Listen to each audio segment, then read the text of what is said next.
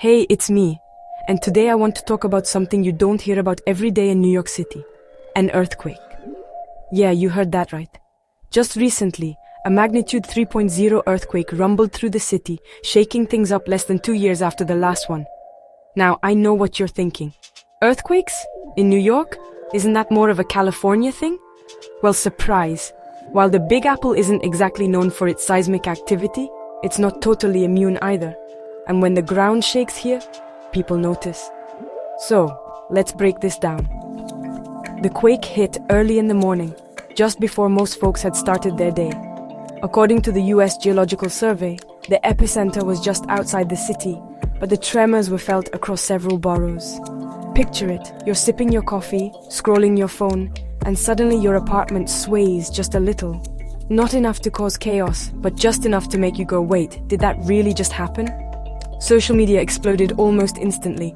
People posted videos of shaking chandeliers, rattling windows, and confused cats leaping off countertops. For a lot of New Yorkers, especially those who've never felt an earthquake before, this was a big deal. But let's get technical for a second. A 3.0 magnitude quake is considered minor. Most people feel it, but it's not strong enough to cause real damage.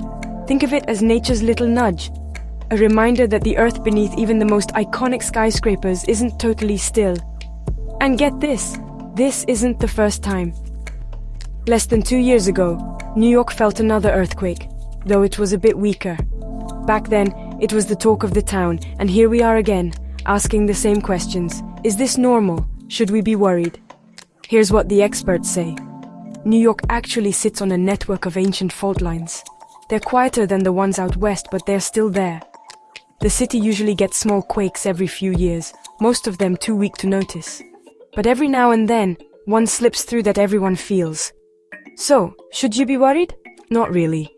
Buildings in New York are built to handle all kinds of stress. Engineers design everything from bridges to skyscrapers with safety in mind, even if it's mostly wind and weather they're planning for. Still, a jolt like this is a good reminder to know your emergency plans just in case.